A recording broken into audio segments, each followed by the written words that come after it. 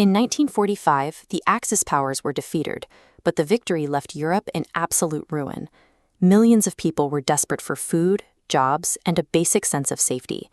Out of that devastation, two nations emerged as the undeniable global powers, the United States and the Soviet Union. They had fought on the same side during the war, but they brought different visions for the future. The U.S. looked toward open markets and democratic governments, while the USSR, having suffered enormous casualties, demanded strict security and a sphere of communist influence along its borders.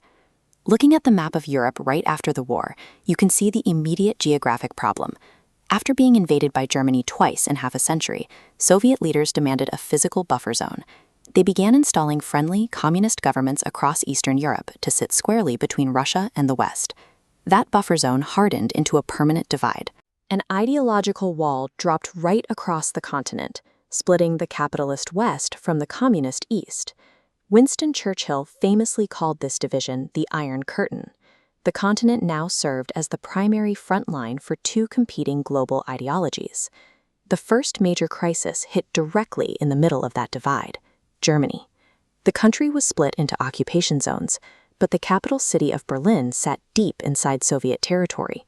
In 1948, the Soviets blocked all land access to the Western-controlled half of the city, hoping to starve the Western allies out.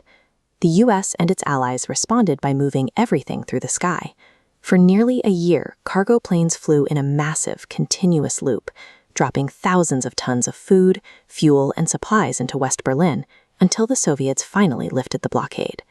To prevent future Soviet aggression, the United States and its allies signed the NATO treaty. This established a system of collective defense, where an attack on any one member would trigger a military response from all signatories. The Soviets responded with their own armed alliance, the Warsaw Pact.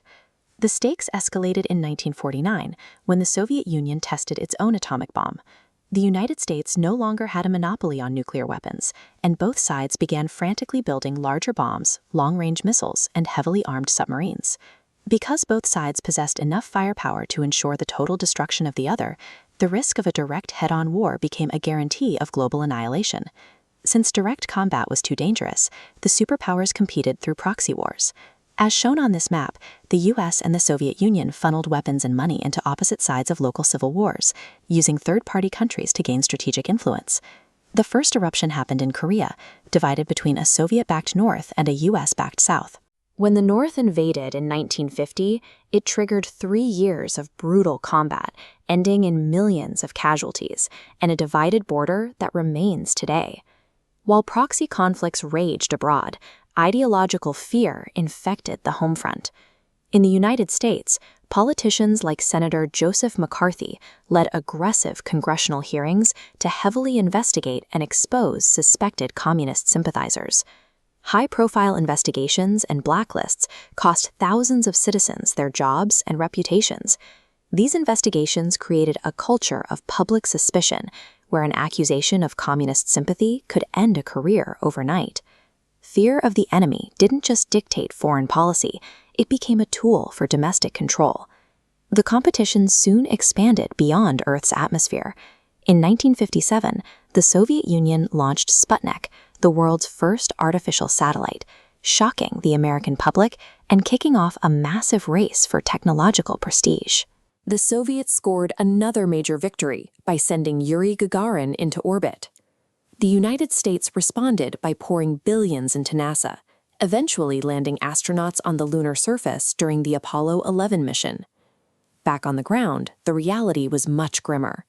To stop a massive drain of citizens fleeing from communist East Germany into West Berlin, the Soviet-backed government hastily erected a physical barrier through the city in 1961. Concrete and barbed wire permanently separated neighborhoods and families. The standoff reached its limit in 1962. The U.S. discovered that the Soviet Union was installing nuclear missiles in Cuba, sitting just 90 miles off the coast of Florida. After 13 days on the edge of nuclear war, both sides finally negotiated a withdrawal. Following the standoff, the superpowers installed direct emergency hotlines, recognizing that the current path relied too heavily on luck to avoid a global disaster. Both nations spent the next decade doubling down on their global proxy interventions, expanding their rivalry deep into Africa, Latin America, and Asia. In Vietnam, the U.S. backed the South against the Communist North in a grueling jungle war. As American casualties mounted with no clear victory in sight, massive protests erupted at home, shattering the public's trust in their own government. Local independence movements in the Global South frequently became international battlegrounds as the superpowers funneled weapons and money into local civil wars. By the 1970s, the astronomical cost of the arms race and proxy wars forced a pause. This era of détente saw both superpowers signing treaties to limit their nuclear arsenals and opening diplomatic channels to avoid financial ruin. That stability shattered in 1979 when the Soviet Union invaded Afghanistan to prop up a failing communist government.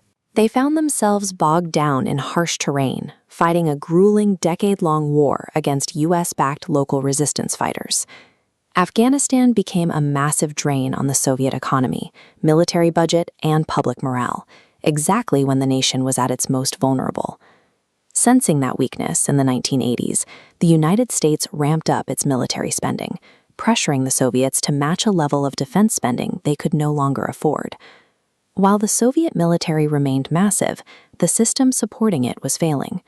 The centrally planned economy was stagnant, and the government struggled to provide even basic goods to its citizens. In an attempt to save the country, Soviet leader Mikhail Gorbachev introduced reforms: Glasnost, which allowed for political openness, and Perestroika, an attempt to restructure the broken economy. These reforms accelerated the system's collapse. Protests swept across Eastern Europe, and in November 1989, crowds swarmed the Berlin Wall. People began hacking away at the concrete that had divided the city for nearly 30 years. The physical destruction of the wall showed that the Soviet system could no longer contain the people living under it. Without the threat of Soviet military force, communist governments across Eastern Europe collapsed. Soon, the individual republics inside the Soviet Union itself began demanding their own independence from Moscow. The central government lost political authority. In 1991, as shown on this map, the Soviet Union dissolved into 15 independent nations. The 45-year standoff was over. The Soviet system simply could no longer carry the immense political and economic weight of the rivalry. Its collapse left behind a reshaped global map and power dynamics that still define modern geopolitics.